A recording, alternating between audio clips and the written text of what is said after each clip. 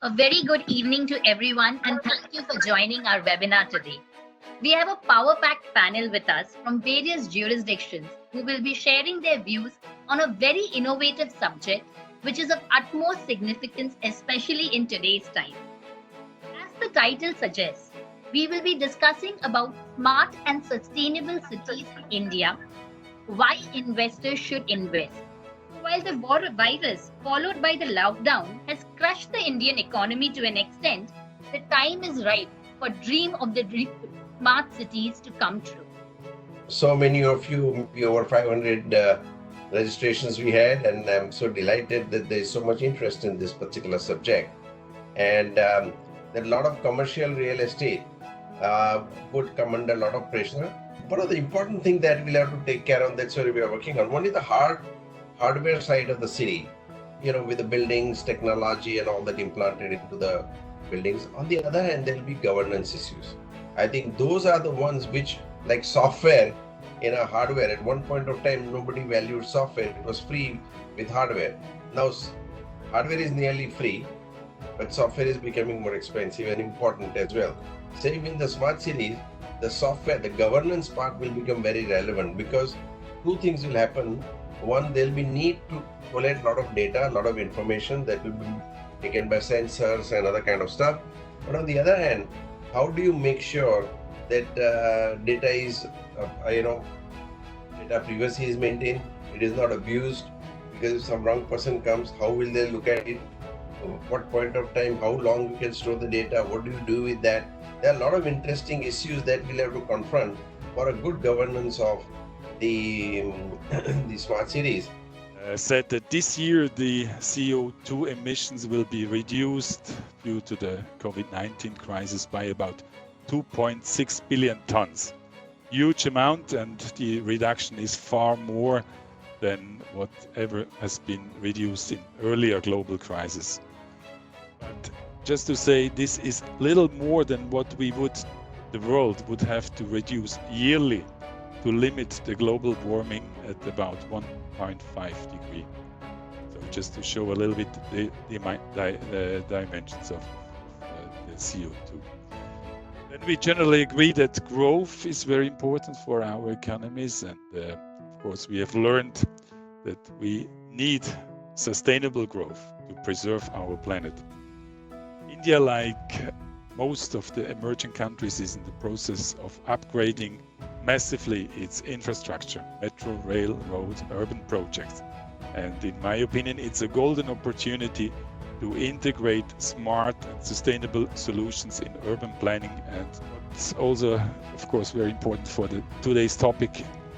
It's an attractive investment opportunities. Smart cities are increasingly, investors are literally forced to invest in sustainable green projects. So this would be also a whole topic also to look at the aspect of green finance. That is, of course, very important. So institutional investors are really looking for opportunities to invest in such projects. Of course, to support also the 2000 Smart City Association to involve more Swiss companies, more investors, also providers of expertise and technology for this project. The future urban development in India can still go two ways, in my opinion. Either it continues as it always did, and it will end up in disaster. We see it happening already in New Delhi today. Or we start building sustainable grids of towns and townships with fertile agricultural lungs in between. That is our dream. How can we tackle these problems and then avoid the disaster? Well, our answer is by building 2,000-watt smart cities. Then you get the 2,000-watt smart city label as a number 6. We can find ways how to create more heterogeneity, and we need to celebrate also this heterogeneity. That means that we need to think about smaller units that are able to fill many of our needs. Yeah, this is what we have faced in the way bigger than any city probably in Switzerland in terms of population. So to accommodate this much of population, this much given area, is a huge challenge. The density of population is pretty high. To design accordingly, to sustain this density in a smart city is the challenge in front of all the designers. Second, when we talk about 2000 watt smart cities, around 6 months back, we had a very interesting conversation with Andreas and his team, which includes Madhav. And then we fixed upon coming and deciding that let's do a 2000 watt city in India, in Pune. When we talk of Pune, Pune is one city which is like the hub of manufacturing, the hub of IT in Maharashtra and in India. A lot of IT parks, a lot of IT companies, a lot of manufacturing companies are there in. How the reinsurance companies are going to look at the future of urban development towards sustainable, resilient environment and actually building an ecosystem and infrastructure in India. So I think I love that we're all focusing on that are official, and then probably many more efforts outside of that. So Swiss Re is working with public and private research consortia to develop some of the solutions that we can develop today, as well as solving some of the problems for tomorrow. Now, one of the critical areas for cities is infrastructure, and of course, profitably expanding and still advancing towards SDGs. So we're working in public-private research partnerships in order to accelerate developments and understand risks better so as to predict and prevent them and manage them as best as possible. And of course, we also work hard on understanding and developing resilient solutions that will give a competitive advantage to cities and nations so that they can attract investments due to climate change is happening more frequently and more severely. Teach us that we must think in small units to create, manage, to control that quality of life.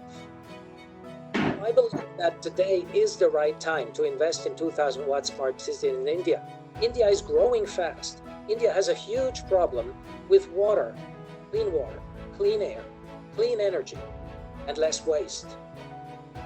India also has a huge potential. We are trying to reduce the number of days it takes for approvals. We are trying to make things more efficient and more quicker. For example, if a approval was given 45, now it takes just 30 days to give out. Such big projects when it comes to our country, comes to Pune, all the more important that we hold their hands. Is like a pearl on one string. If the string breaks, the pearls get lost. So what we need to do, we need to make the system more resilient. And the grid is the most resilient system we know. It's like the World Wide Web. It works because if one connectivity breaks, another one will take over. And that is exactly the idea of the 2000 watt smart grid.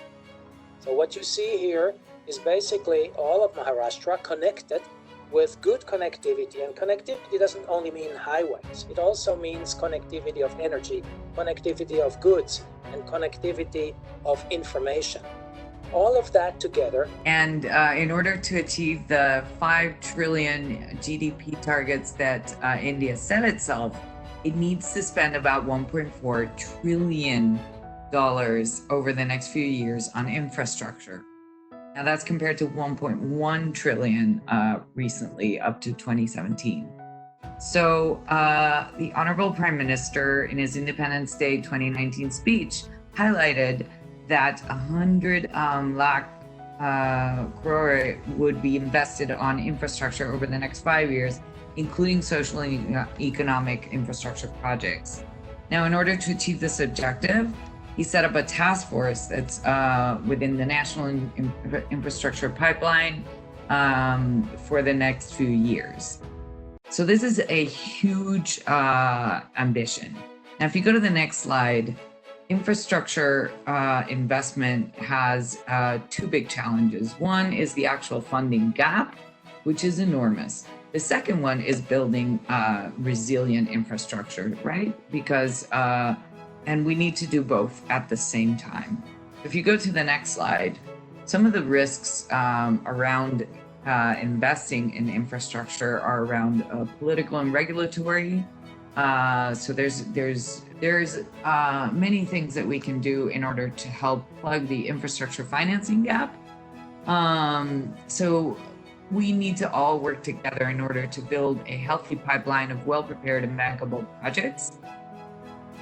We need to establish a tradable infrastructure asset class. We need to bring better performance and risk management to the construction industry. And we need to build robust cross-border investment standards so as to provide the right mechanisms and foundations for all of these stakeholders to come together and contribute to this very large and growing infrastructure gap. And so therefore, we need to incorporate all of these issues in the design and the development of these satellite towns, and so therefore we need them as an economic catalyst and ecologic urban best practice that respects all the SDG goals that we've discussed today about heavily. Most importantly, we, along with 2000 Smart Cities Society, will work together designing, development, marketing, and making these cities run in future. Already have signed a memorandum with them, a memorandum of understanding, according to which we have shared our responsibilities and we are working for that. One question which came up towards the end was with regard to the price of land. I think why invest today is because prices at this point in time are likely to go down or will be lower because whole real estate sector has come down under pressure.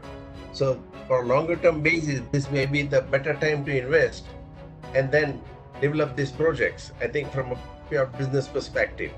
And these are not 1, 2, 3 year projects. I think they last forever. And most important reason why people will look at these projects is because of its sustainability, its quality of life, rather than the urban cities, which they are going through all the kind of problems, you know. So pandemic is only one part of the game. There are many other issues. Today we have seen cities becoming much cleaner, better, without any traffic and without a thing.